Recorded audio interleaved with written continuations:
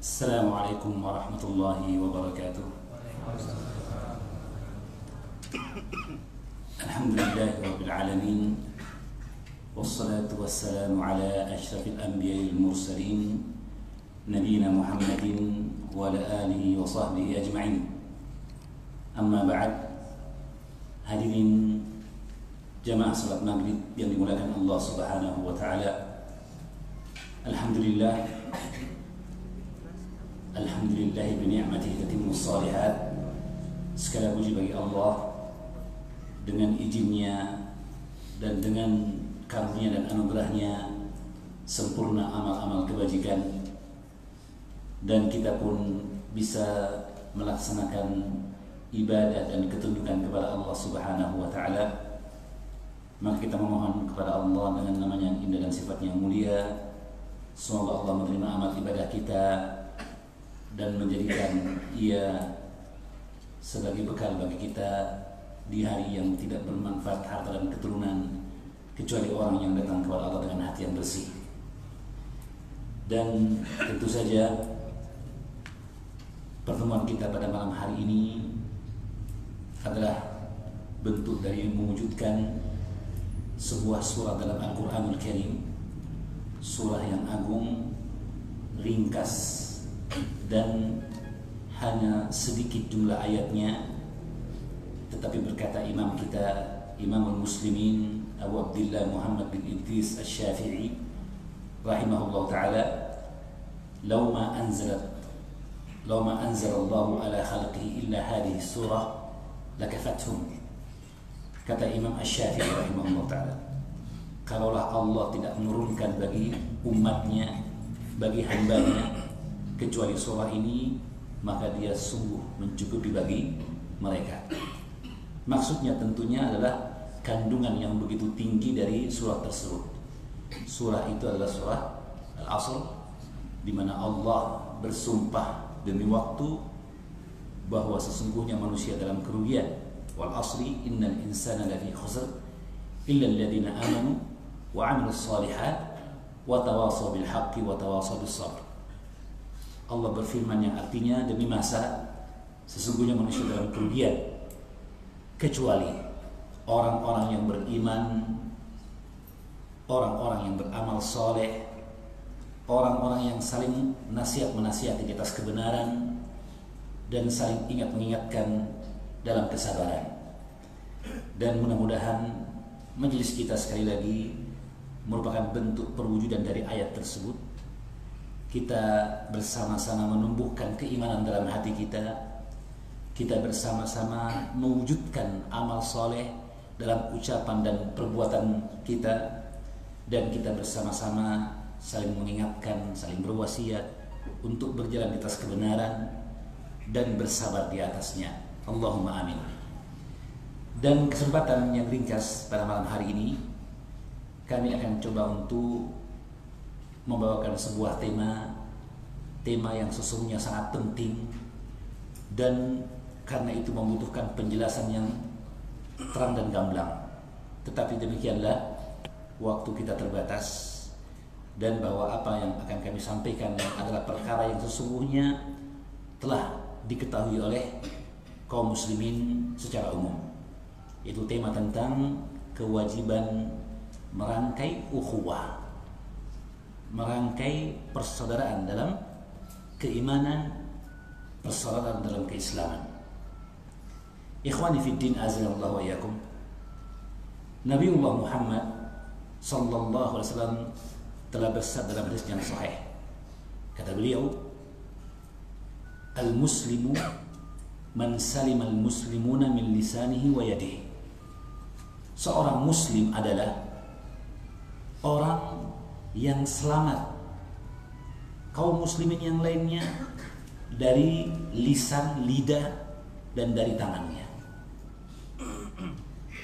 Hadis ini ringkas, tapi makna dan kandungannya begitu dalam. Nabi mengingatkan kepada kita akan hakikat Islam. Dan Islam dari huruf sin, lam, dan mim, salimat. Maka diingatkan kepada kita adanya keterkaitan antara lafal Islam dengan makna yang merupakan akar kata dari Islam itu, yaitu salima. Maka beliau mengatakan al-muslimu, seorang muslim yang sesungguhnya, man salima al-muslimuna min lisani wa yadi, yaitu orang yang terjaga kaum muslimin yang lainnya dari lidah dan tangannya.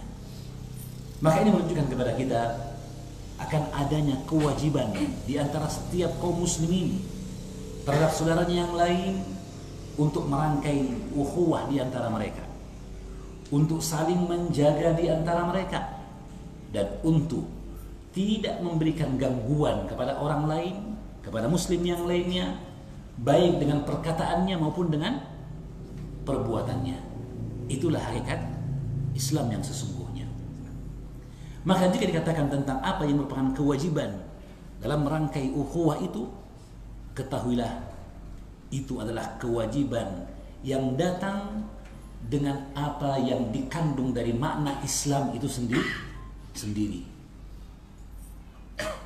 Dalam hadis yang lainnya, baginda Nabi, hadis sahabat Muslim, baginda Nabi sallallahu alaihi wasallam ditanya, "Ya Rasulullah, ayyul islami khairun?" Wahai Nabi, Islam bagaimanakah yang terbaik? Pertanyaan yang sangat bagus.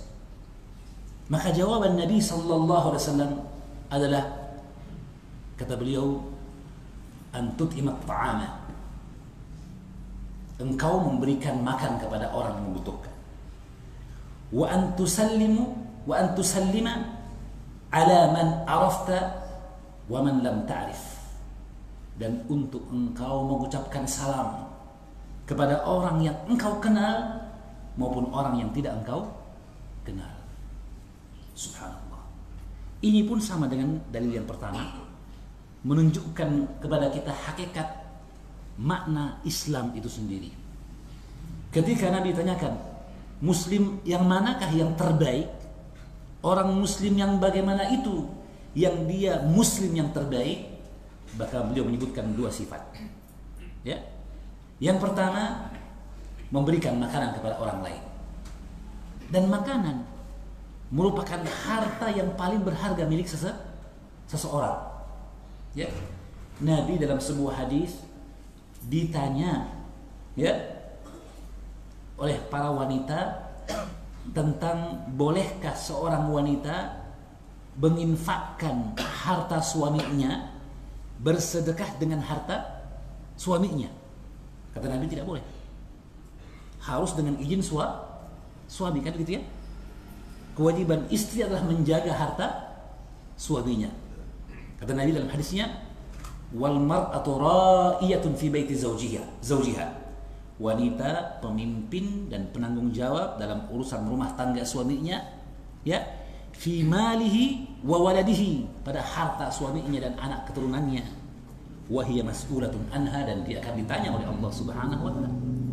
Maka harta suami tidak boleh disedekahkan oleh istri kecuali dengan izin suaminya.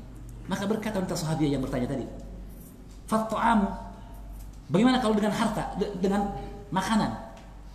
Mungkin ada sisa makanan, atau bahkan mungkin makanan yang dimasak cukup banyak, kita berikan kepada tetangga, berikan kepada teman dan sebagainya." Apa kata Nabi? "Wadzalika afdalu amwalina." Kalau makanan, malah itu harta kami yang paling utama, kan itu ya. Orang kerja siang malam, ya, banting tulang, peras keringat, bahkan sampai kadang mencurahkan darah. Katanya apa? Mencari sesuap nasi, kan gitu ya. Maka makanan harta kami yang paling berharga, kata Nabi sallallahu alaihi wasallam.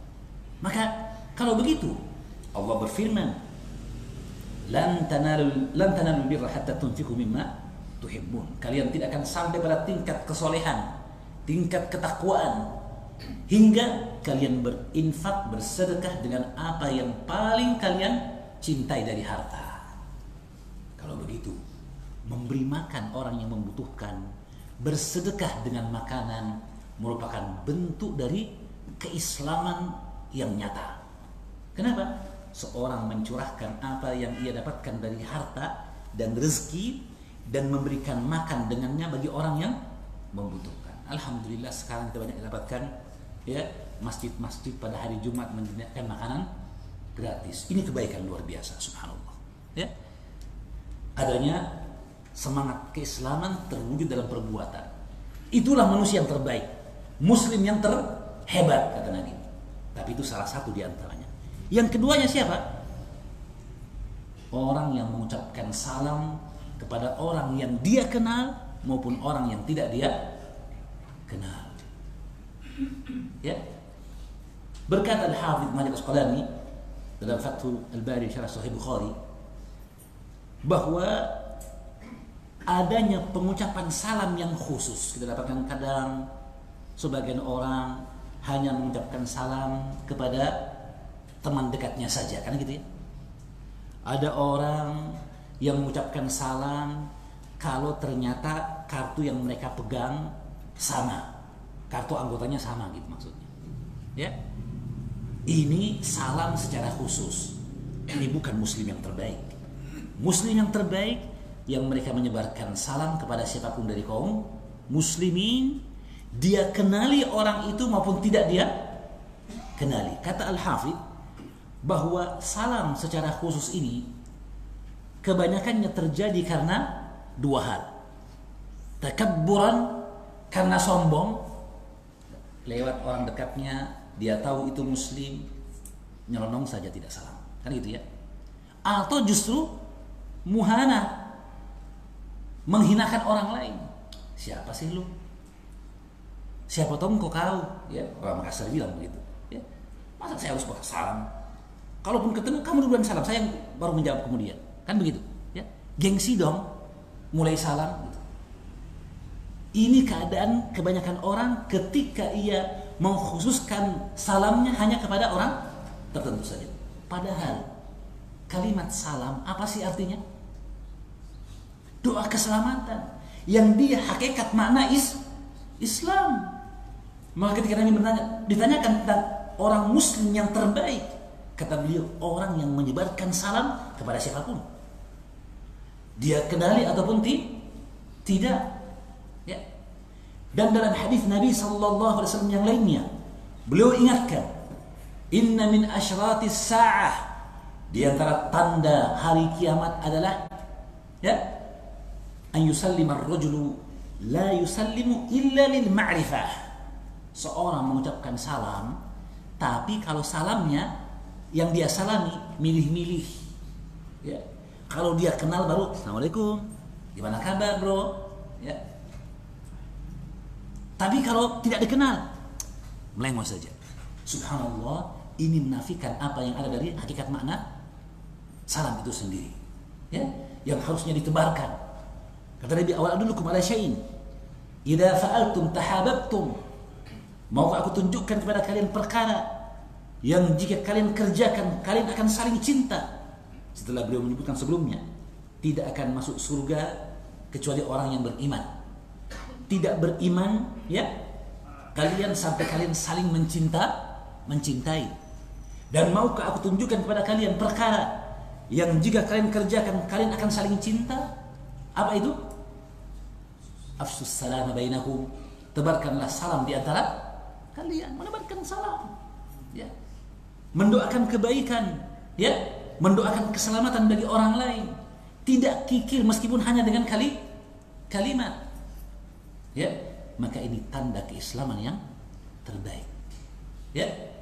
Dan Nabiullah Muhammad SAW menyebutkan, sesungguhnya orang yang terbaik, ya, di sisi Allah Subhanahu wa taala, man badahum bis salam, orang yang pertama kali mengucapkan salam. Sekarang kita semua mengetahui apa hukum mengucapkan salam. Apa hukumnya? Mengucapkan salam sunnah. Apa hukum menjawab salam? Wajib. Lebih tinggi mana, wajib atau sunnah? Kalau gitu saya nunggu saja deh. Ada orang salam, waalaikumsalam, cari yang wajib. Tidak, ketahuilah, betul wajib untuk menjawab, Tapi itu bukan berarti bahwa menjawab lebih utama daripada yang mengucapkan. Tidak. Justru wajibnya menjawab itu menunjukkan utamanya orang yang mendahulukan salam. Masa didoakan kebaikan dicuekin? Pantas enggak? Pantas enggak? Dia mengucapkan salam atau tidak berdosa asalnya. Sunnah kan? Dikerjakan dapat pahala, ditinggalkan tidak berdosa. Tapi mengucapkan salam dan menebarkannya sebab masuk surga, keutamaan yang besar. Nah, kalau ada orang mengucapkan salam kepada kita, lalu kita diam-diam saja, ini tidak pantas, didoakan kebaikan, maka diwajibkan hukumnya. Subhanallah. Ternyata wajibnya menjawab salam itu justru mengisyaratkan kepada kita akan pentingnya mengucapkan salam. Karena itu Nabi mengatakan tadi, ya, orang yang paling besar kedudukannya di sisi Allah adalah orang yang memulai mengucapkan salam. Dalam riwayat yang lain, kata Nabi, la yanbaghi li muslimin an yahjura akhahu fawqa 3 layalin. Tidak halal bagi seorang muslim untuk memboikot saudaranya, tidak berbicara dengannya lebih dari 3 malam. 3 malam dibolehkan, ya. Dan itu tidak ngomong 3 malam itu karena perkara agama. Mungkin ada ketersinggungan, kesalahpahaman sehingga baku bombe, tidak mau ngomong, ya. Maka yang seperti ini boleh, tidak ada masalah. Tapi 3 hari saja, ya. Namanya sakit hati. Jika kemudian kita, ya, biarkan begitu saja, nanti akan hilang. Lain kalau sakit hatinya dilaminating, setelah itu digantung di dinding. Setiap dilihat tambah sakit lagi hatinya, kan gitu ya? Tidak. Yang namanya musibah, berlalunya hati akan ringan. Ya, yang namanya sakit lama-lama pun akan terobati, kan gitu ya? Ya. Maka 3 hari waktu yang dibolehkan oleh syariat, yang dihalalkan bagi seseorang untuk melepaskan tadi, tidak berbicara sama sekali selama 3 hari. Setelah itu wajib bagi dia untuk menyambung hubungan, ya. Dan beberapa perkara dari perkara ibadah disebutkan ampunan bagi orang yang melakukannya, melakukan ibadah itu, kecuali orang-orang yang berselisih, orang yang baku bombe. Jelas ya? Menunjukkan kepada kita pentingnya melekatkan persaudaraan, ya. Syahidnya tadi bahwa Nabi sallallahu alaihi wasallam, ya, ketika menyebutkan tentang haramnya, ya, memutuskan hubungan lebih dari 3 hari, lalu beliau mengatakan, aulahuma man, yang paling utama dari 2 orang tadi ketika mereka memutuskan hubungan, lalu kemudian sampai pada batas waktu yang dibolehkan, harus mereka untuk menyambung hubungan kembali, maka yang paling utama dari mereka, yang terbaik di antara keduanya siapa? Abda'ahuma bis salam, orang yang pertama kali mengucapkan salam. Subhanallah, ya. Tidak main tunggu-tunggu dulu, tunggu dia salam baru saya jawab, atau main hitung kancing, salam tidak, salam tidak. Dahulukan untuk mengucapkan salam. Mungkin kita yang disakiti, tapi ketahuilah kita mencari keutamaan dari sisi Allah. Dan Rasulullah menyebutkan yang terbaik yang dahulu mengucapkan salam. Nah, kalau semua berlomba-lomba untuk menerapkan hadis ini dan semua orang mencari yang terbaik, apa yang terjadi? Akan segera rekat kembali apa yang retak, akan tersambung apa yang putus, dan akan bersatu apa yang tadinya tercerai. Subhanallah. Itulah Islam, ya, itulah Islam.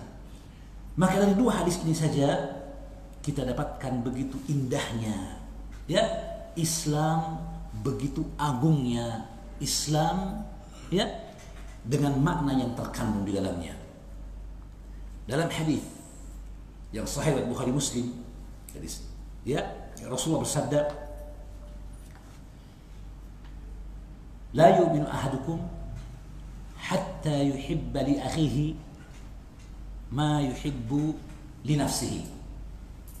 Tidak beriman seorang di antara kalian hingga ia cinta bagi saudaranya apa yang ia cintai bagi dirinya sendiri. Ya, Riwayat Bukhari Muslim muttafaqun alaih.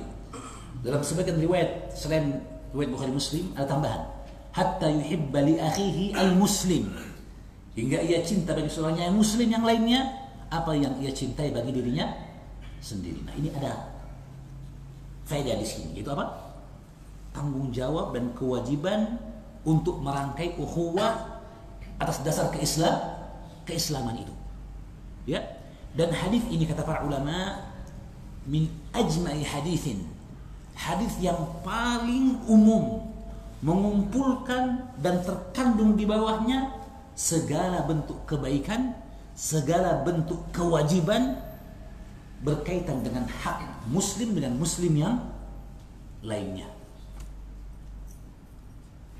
Dikumpulkan semua itu dengan kalimat yang sangat ringkas. Tidak beriman seorang di antara kalian. Ya, artinya tidak akan sampai pada tingkat keimanan yang sempurna seorang pun dari kalian hingga ia cinta bagi saudaranya muslim apa yang ia cintai bagi dirinya sendiri. Dan sebagian riwayat lagi disebutkan minal khairi, itu dari kebaikan. Ia inginkan kebaikan bagi saudaranya sebagaimana ia cinta bagi dirinya sendiri. Ya. Ketika kita ingin mempergauli orang lain, jadikanlah kita sebagai sampel pertama, contoh pertama, objek pertama. Apapun yang akan kita kerjakan kepada orang lain, apapun yang akan kita lakukan kepada orang lain, bandingkan itu pada diri kita. Apakah kita suka atau tidak? Apakah kita nyaman atau tidak? Apakah kita rela atau tidak? Jika tidak, dari bentuk kesempurnaan iman, engkau tidak memperlakukan saudaramu dengan perkara seperti itu. Dalam hadis sahih riwayat Muslim dari sahabat Abu Hurairah, Rasul bersabda, "Man ahabba an yudkhila al-jannah," barang siapa yang ingin dimasukkan ke dalam surga, wa yuzahziha 'anil nar, dan dijauhkan dari neraka, falta'ti maniyatuhu wa huwa yu'minu billahi wal yawmil akhir, hendaklah datang kematian dalam keadaan dia beriman kepada Allah dan hari akhir. Wal ya'ti ila an-nasi ma yuhibbu an yu'ta ilaihi, syaitan yang terakhir, dan hendaklah dia mempergauli manusia apa yang ia ingin untuk dipergauli dengannya. Sama dengan hadis tadi. Ya. Nabi mengaitkan masuknya seseorang ke dalam surga, dijauhkannya ia dari neraka dengan dua hal. Pertama, iman kepada Allah dan hari akhir, dan yang kedua, ia mempergauli manusia seperti apa yang dia inginkan. Maka itulah seperti apa dia ingin dipergauli. Karena itu berarti kita tadi bahwa apapun yang akan kita kerjakan, kita ucapkan, ya, kita berikan pada orang lain, maka jadikanlah diri kita sebagai sampel yang pertama, objek pertama. Sebelum menjadikan orang lain sebagai objek percobaan, kita dulu yang jadi orangnya, korbannya. Dengan itu kita pun bisa bersikap dengan pantas, bersikap sesuai dengan tanggung jawab kita sebagai seorang muslim, menjaga apa yang harusnya dijaga dari hak seorang muslim dengan muslim yang lainnya. Ya. Terakhir, ya, dari kewajiban untuk merekatkan persaudaraan, menunaikan apa yang menjadi kewajiban setiap muslim terhadap muslim yang lainnya, disebutkan oleh baginda Nabi dalam hadis Abu Hurairah sahih riwayat Muslim. Rasulullah bersabda, haqqul muslimi 'alal muslimi sittun. Hak seorang muslim terhadap muslim yang lainnya ada 6. Yang pertama, idza laqitahu fasallim alaihi. Jika engkau bertemu dengan saudaramu, ucapkanlah salam kepadanya. Paham ya? Dan ingat, salam di sini diberikan kepada siapa tadi? Setiap muslim tanpa mengenal pangkat dan golongan. Nah, itu asalnya. Al-aslu fi an-nasi as-silah. Hukum asal dalam berhubungan dengan manusia kita menyambung hubungan.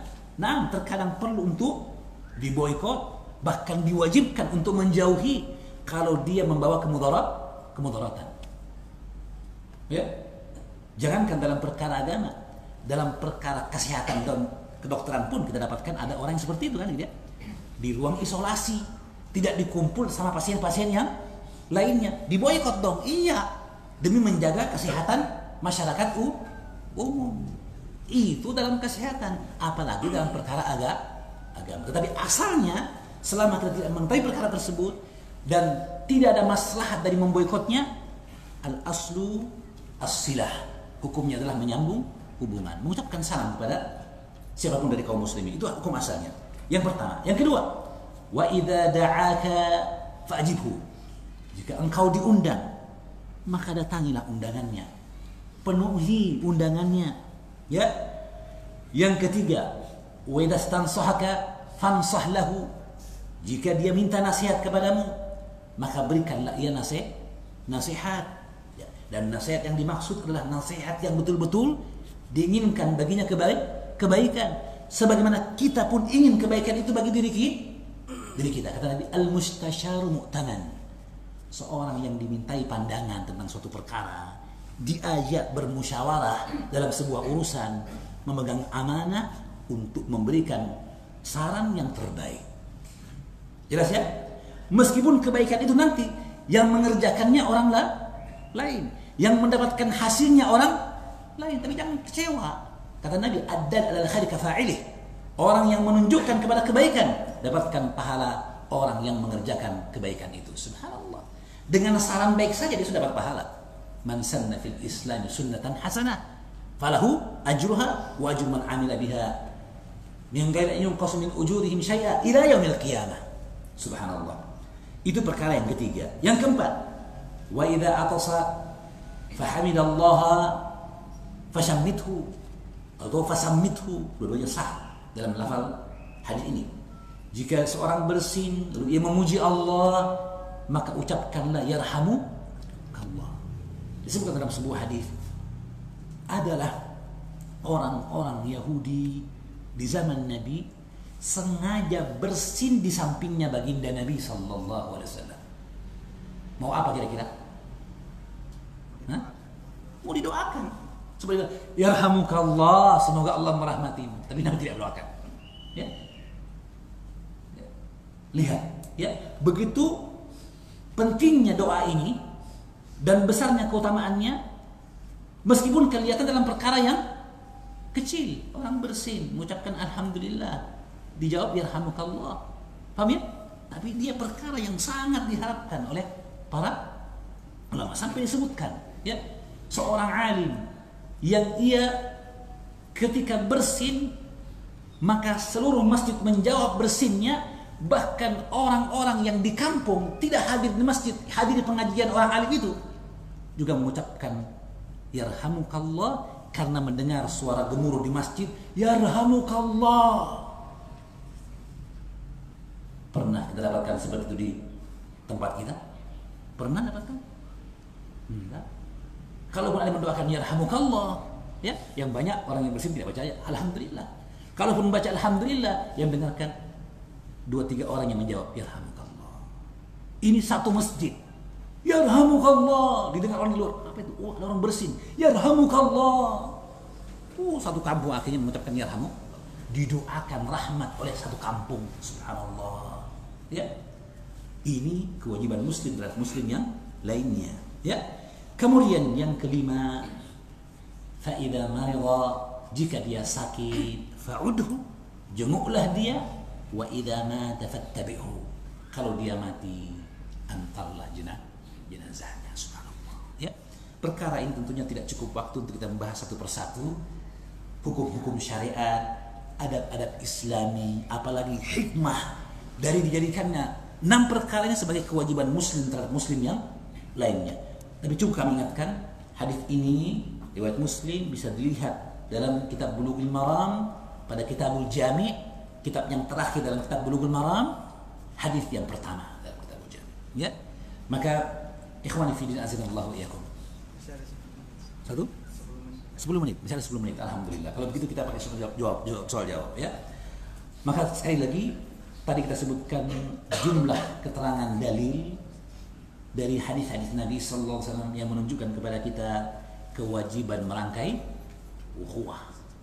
Dan itu disebutkan bukan hanya dalam bentuk slogan, ya, bukan dalam bentuk semboyan, bukan dalam bentuk, ya, kalimat-kalimat bijak, tidak. diwujudkan dalam Islam dengan bentuk-bentuk praktis, dari perkara yang kecil sampai perkara yang besar, dari apa yang kita sebutkan tadi.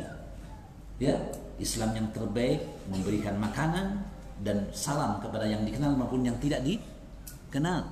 Ya, Muslim yang baik, Muslim yang sejati, yang selamat, Muslim yang lainnya dari gangguan lidah dan tangannya.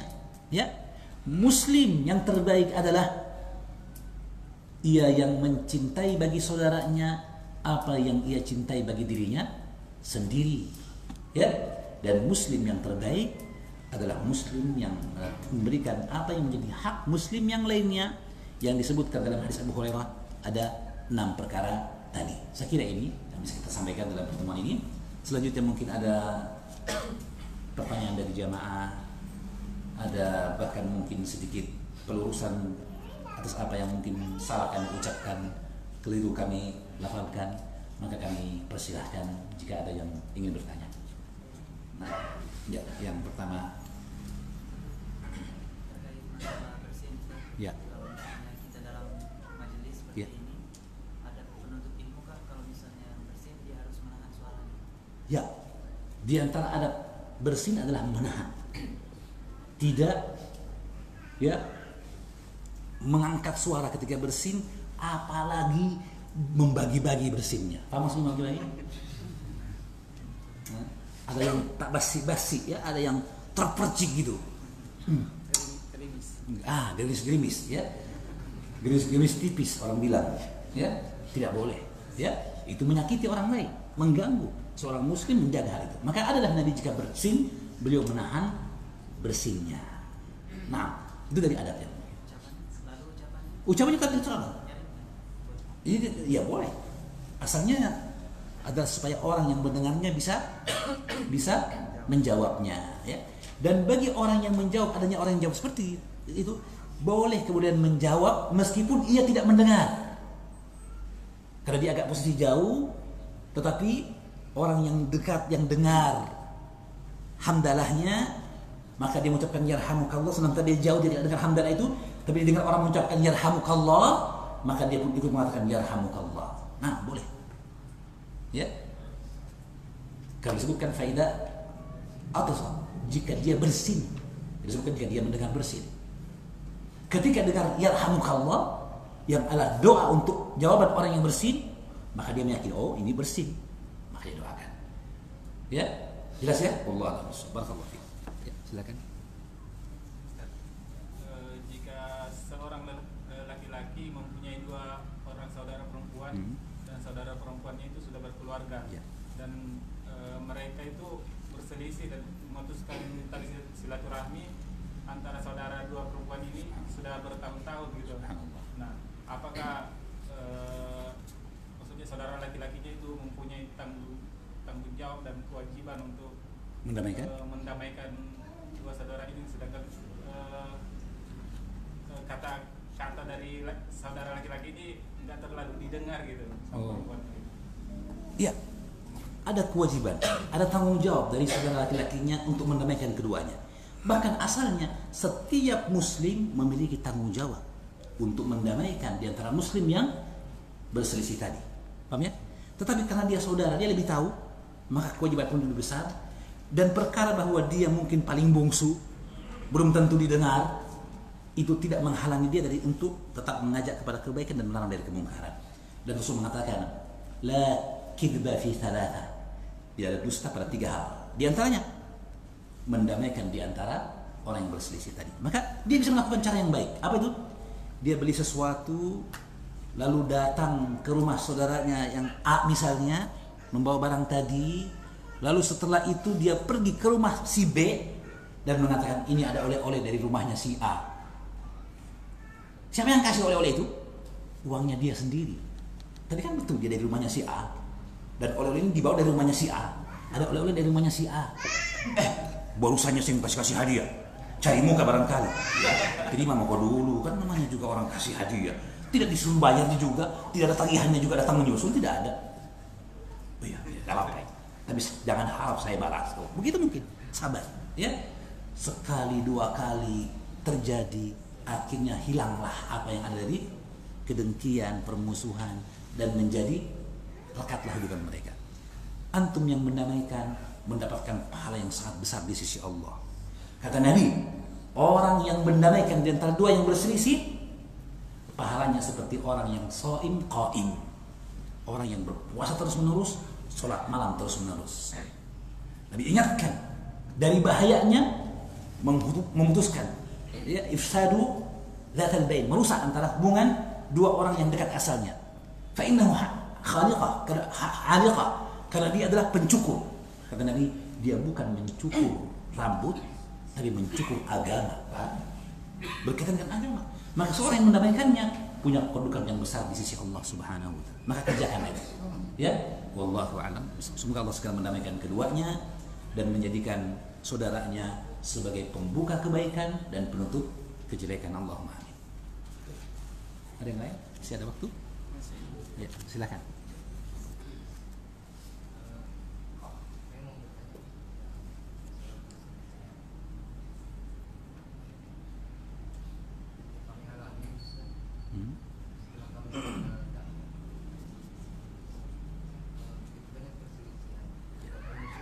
Ya.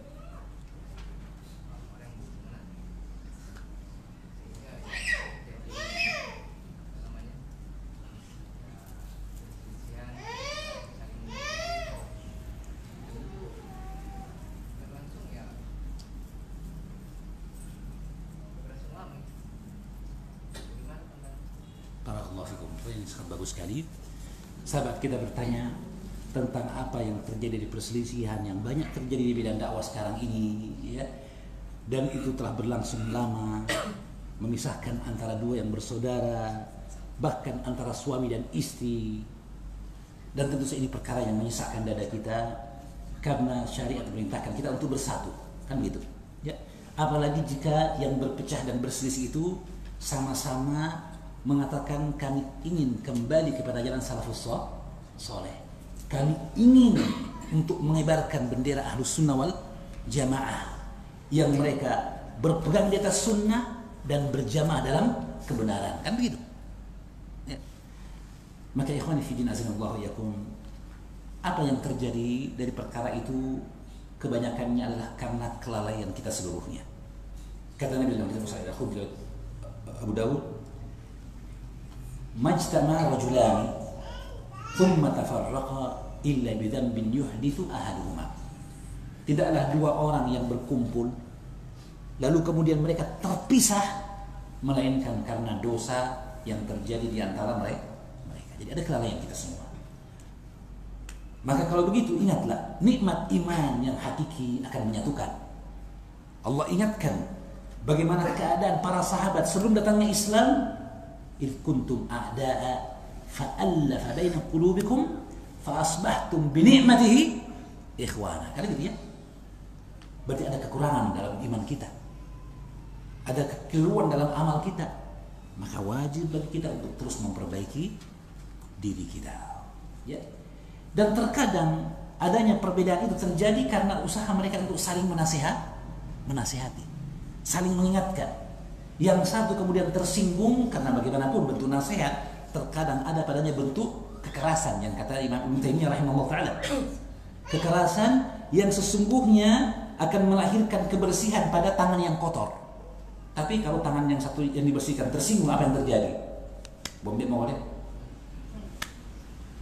Bersaudara Jaki, kita bersaudara, satu tubuh kita ini. Kok main pukul-pukul, kok main gosok-gosok? Padahal sebenarnya untuk membersihkan. Ya, kata Nabi, al-mu'minu akhul mu'min, al-mu'minu mir'atul mu'min. Mukmin adalah saudara bagi mukmin yang lainnya. Mukmin adalah cermin bagi mukmin yang lainnya. Cermin yang jujur menggambarkan kita apa adanya. Tidak membuat yang gemuk menjadi kurus. Cermin cekung namanya. Tidak pula menjadikan yang kurus kelihatan, "Weh, gemuk mas saya." Padahal cermin cembung. Ya, kita pakai cermin datar, menampilkan apa adanya. Kalau ada kotoran kita bersihkan. Begitulah keadaan nasihat di antara kaum muslimin. Tapi terkadang nasihat itu memberikan dampak efek yang negatif, yaitu ketersinggungan dan sebagainya. Tapi yakinlah, jika semuanya di atas kebenaran, Allah Subhanahu wa taala akan memberikan pada mereka kemuliaan dan keutamaan. dalam surga Jannatun Naim, dan di surga akan dicabut apa yang ada dari kedengkian. Allah mengingatkan, wa naza'na ma fi qulubihim min ghillin, dan kami cabut apa yang ada dalam hati orang-orang beriman dari kebencian, kedengkian, ikhwanan ala sururin mutaqabilin. Mereka nanti di surga sebagai saudara, duduk berdampingan di antara dipan. Tentunya kita berharap supaya itu terjadi pula di dunia. Karena berapa banyak hak yang terlampaui disebabkan karena perkara itu. Dan berapa banyak kesalahan yang terjadi semakin besar karena tidak sampainya nasihat dengan cara yang terbaik. Tetapi tentu saja kita mohon kepada Allah Subhanahu wa taala, karena di tangannya lah semua hati manusia. Kita pun tidak bisa menjamin diri kita apakah kita tetap di atas jalan Allah SWT atau jatuhkan ke dalam jurang yang dalam, yang berbahaya, selama kita kemudian tidak memohon petunjuk dan kembali kepada Allah Subhanahu wa taala. Maka mintalah petunjuk dari Allah, mintalah kemudahan dari Allah, ya. Dan cara yang termudah untuk menghilangkan hal itu adalah mencoba menerapkan apa yang datang dari tuntunan Islam dari perkara yang sederhana tadi. Oh, enggak apa itu, sederhana Ji, masalahnya sudah besar.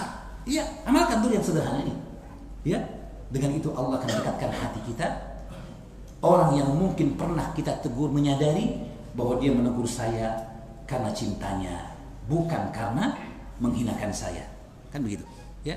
Semoga Allah menyatukan kaum muslimin di atas Islam dan sunnah Nabi sallallahu alaihi wasallam, dan semoga Allah mengangkat dari hati kita kedengkian, iri hati, kebencian kepada sesama hamba Allah Subhanahu wa taala. Allahumma amin. Saya kira ini yang bisa kami sampaikan, cukup sampai di sini. Yang benar dari Allah Subhanahu wa taala, yang sadarkan dari syaitan, Allah dan Rasul sendiri. Subhanallah wa bihamdik, asyhadu an la ilaha illa anta astaghfiruka wa atubu ilaik. وصلى الله على نبينا محمد وعلى اله وصحبه وسلم واخر دعوانا الحمد لله رب العالمين. السلام عليكم ورحمه الله وبركاته.